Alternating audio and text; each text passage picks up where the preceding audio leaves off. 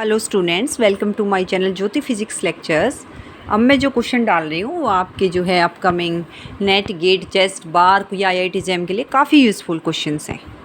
कुछ क्वेश्चंस जो ऐसे नेट में आ सकते हैं, कुछ ऐसे आईआईटी जैम में, या कुछ ऐसे चेस्ट के लिए काफ़ी इंपॉर्टेंट क्वेश्चंस हैं। तो फर्स्ट क्वेश्चन मेरे पास क्या है, ये गेट में आता है इस टाइप का और नेट में ये कंसेप्ट जो मैं क्वेश्चन डाल रही हूँ। लेट आर मेरा है पोजिशन वेक्टर है किसी भी पार्टिकल का 3 डायमेंशन में, तो उसका जो है डेल डॉट आर क्या होता है, ये डाइवर्जेंस, ये होता है कर्ल ऑफ आर। तो ये 0 होगा या आर बाई आर, ऐसे ही 4 ऑप्शन है मेरे पास। तो मैं अपना डाइवर्जेंस निकालती हूँ आर का और कर्ल निकालती हूँ। आर मेरे पास है x i plus y j plus z k, del dot r निकालिए। डेल की डेफिनेशन लगाइए। सो डेल की होती है curly by curly x i plus curly by curly y j plus curly by curly z k, dot r होता है x i plus y j plus z k. तो यहाँ से आपका क्या होता है, आई डॉट आई मेरा क्या होता है 1 होता है, जे डॉट जे 1, के डॉट के 1, वही हो जाएगा I dot I 1, J dot J 1। तो curly x by curly x x, curly by y, curly Z by curly z z. तो 1 + 1 + 1 3। तो डेल डॉट आर मेरे पास, you just have to remember, और आप निकाल भी सकते हैं। डेल डॉट आर मेरा क्या होता है 3। इसी तरह से मैं डेल क्रॉस आर निकालती हूँ। आई जे के डेल होता है curly by curly x, curly by curly Y, करली बाई करली जेड। आर होता है मेरा x Y Z.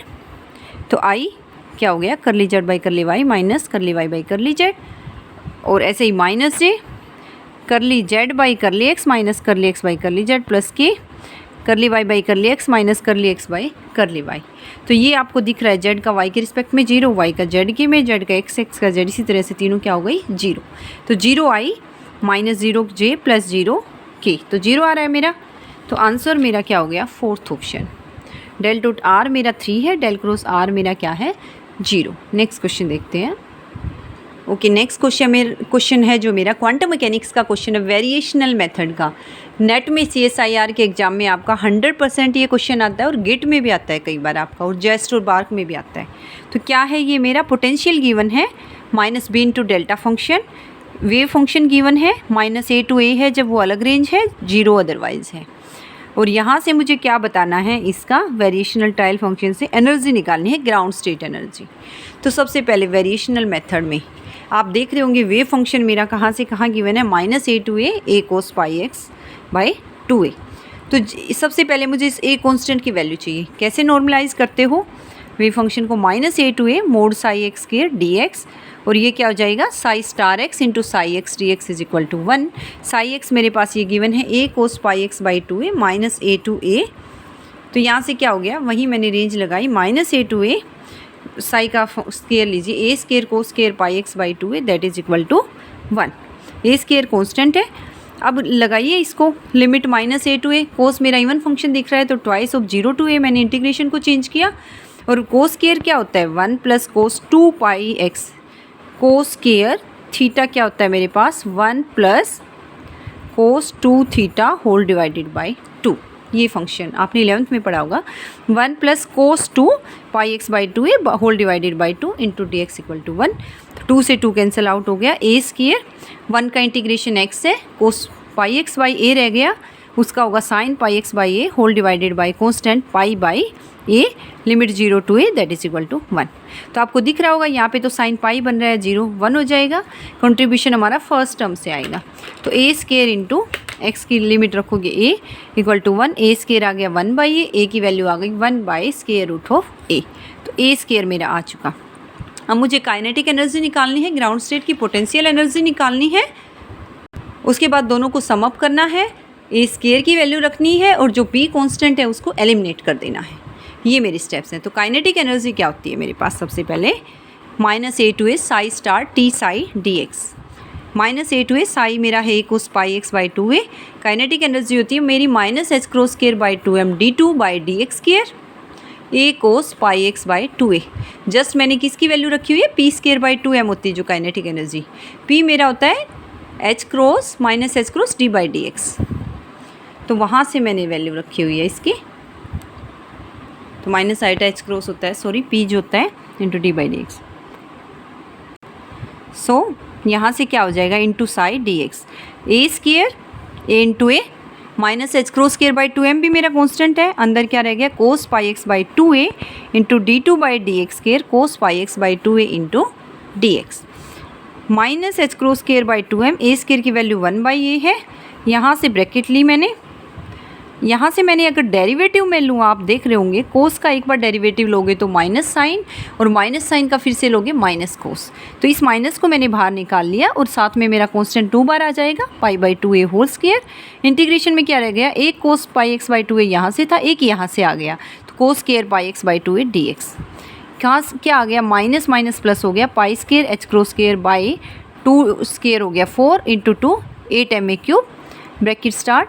Cos square मेरा फिर से इवन फंक्शन है, twice of 0 to a। Integration को आप चेंज कर सकते हो, 1 + cos 2πx/2a whole divided by 2 × dx। वहीं ऐसे इंटीग्रेशन जैसे मैंने पिछली टर्म में सोल्व किया था, पाई square H cross square by 8ma3, 2 से 2 कैंसिल आउट, 1 से कंट्रीब्यूशन आएगा। जो कोस का इंटीग्रेशन साइन आया हुआ है, जब उसको ए रखोगे तो वो क्या हो जाएगा, साइन पाई भी 0, साइन 0 भी 0। तो एक्स की वैल्यू क्या आ जाएगी, ए। तो पाई square H cross square by 8ma square. Kinetic energy इसी तरह से मैं अपनी पोटेंशियल एनर्जी निकाल सकती हूँ। v मेरा पोटेंशियल है -b × delta x, psi star V psi, psi की वैल्यू रखी, v की वैल्यू रखी, साई की वैल्यू रखी, इंटू dx। यहाँ से माइनस कॉमन आ रहा है, b, a स्क्वायर भी कॉमन है, -a to a cos square πx/2a into delta x into dx। अब मेरे पास डेफिनेशन होती है -a to a है, f(x) डेल्टा एक्स है, तो क्या वैल्यू आ जाएगी, ये डेल्टा x माइनस a होता तो मेरी फंक्शन की वैल्यू आ जाती fa, लेकिन डेल्टा x माइनस एक टाइप से 0 है, यानी x की वैल्यू क्या रखोगे, 0, यानी फंक्शन की वैल्यू कहाँ डिफाइन होगी, x = 0 पे। ये डेफिनेशन होती है डेल्टा फंक्शन की। तो -ba² कोस स्क्वायर, ये मेरा f(x) था, तो इसकी x = 0 के लिए क्या हो जाएगा, cos square 0 that is equal to 1। तो -ba², a स्क्वायर की वैल्यू होती है 1/a, तो पोटेंशियल एनर्जी मेरी ये हो गई। अब मुझे क्या करना है, दोनों को सम अप करना है। सबसे पहले energy equal to kinetic energy plus potential energy. ये मेरी काइनेटिक एनर्जी आई है, pi square H cross square by 8ma² minus b/a। क्या करोगे, इसका डेरिवेटिव लोगे विद रिस्पेक्ट टू a, क्योंकि मैं a की वैल्यू निकालना चाह रही हूँ। तो क्या आ जाएगा, पाई square H cross square by 8m constant, a square का आ जाएगा -2/a³ माइनस b, और a का हो गया -1 × a -2।